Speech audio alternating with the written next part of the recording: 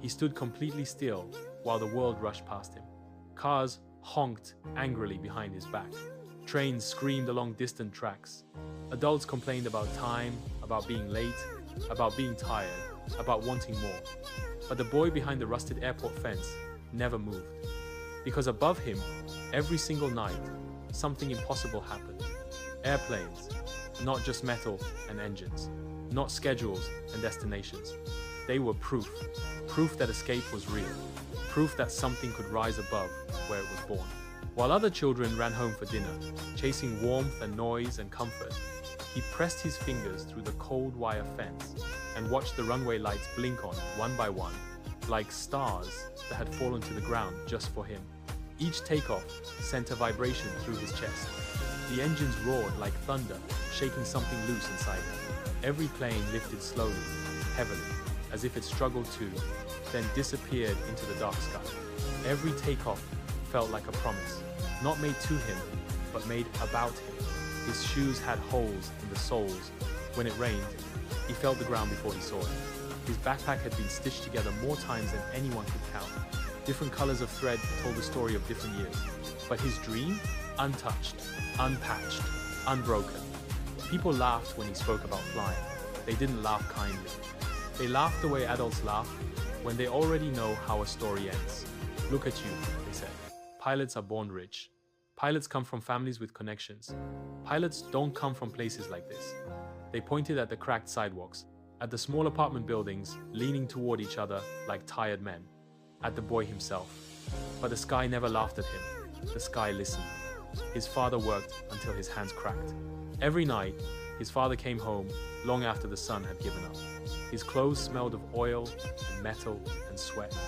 His shoulders carried a weight that never seemed to leave. He didn't complain. He simply sat down, closed his eyes for a moment, and breathed like someone borrowing strength from silence.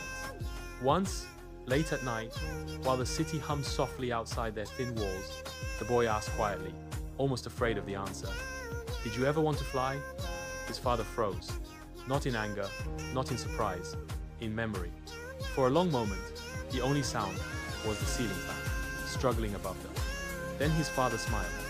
Not the kind of smile that makes you happy, the kind that hurts because it means something was lost. "Every day," his father said, "but some dreams are too expensive." The boy didn't understand that sentence then. He would later. When his father died, the house didn't cry, it emptied. The air felt thinner. The walls felt farther apart. Bills replaced laughter. Notices replaced conversations. Silence replaced safety. The boy learned hunger early. Not the dramatic kind, the quiet kind. The kind where you drink water so your stomach forgets to complain. The kind where you sleep early so tomorrow comes faster. Still, he studied. He studied because stopping would mean listening to the silence too closely. Under broken streetlights that flickered like they might give up at any second. Under leaking roofs where rain fell onto his notebooks, smearing ink and hope together.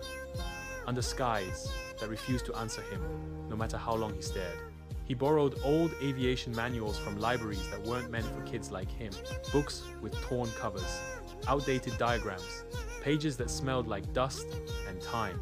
He memorized instruments he had never touched, runways he had never seen, procedures he repeated in his head while walking home alone at night. He learned the language of the sky before the sky ever learned his name. Rejection letters came like rain. At first, he waited for them with excitement, then with fear, then with a numb acceptance. Thin paper, thick disappointment. Not accepted. Insufficient background. Try again next year. Each letter felt heavier than the last. He never tore them up. He folded them carefully, smoothing the creases, and hid them beneath his mattress. Because quitting would mean admitting the sky was right to ignore him. And he wasn't ready to admit that. The first flight lesson felt unreal. The cockpit was smaller than he imagined. The controls looked fragile, like they could sense fear. The smell of fuel mixed with something sharper. Expectation. His hands shook as he gripped the controls. The plane rolled forward. The ground disappeared faster than his breath. And then, panic. The landing was hard. Too hard. The wheels slammed down like judgment. The instructor said nothing.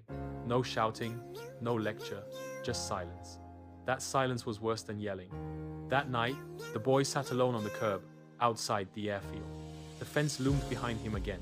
The dream felt heavy now, not beautiful, dangerous. He stared at the ground and wondered if the people were right, if dreams really did belong only to certain places, to certain families, to certain lives. Then his father's voice returned, not loud, not angry, soft, tired, certain. If you ever fly, take me with you. The boy stood up. The next day, he came back, and the next day, and the next. He failed again. Then again, he missed checklists. He froze under pressure. He doubted himself at the worst moments. Others passed him, others quit around him. Still, he stayed. Until one quiet morning, something changed. The air felt calm, his hands were steady. The plane lifted smoothly, almost gently, like it trusted him. The ground fell away, the city shrank, the fence disappeared, and for the first time in his life, he wasn't looking at the sky, he was inside it. Years later, wearing a captain's badge that felt heavier than it looked, he sat alone in a real cockpit. The engines hummed softly, patiently. Outside the window, the sky waited. Tears filled his eyes without warning, without shame. He thought of cracked hands, of folded letters, of a boy standing behind a fence counting departures. The fence was gone, the boy was gone, only the pilot remained, and the sky finally knew his name.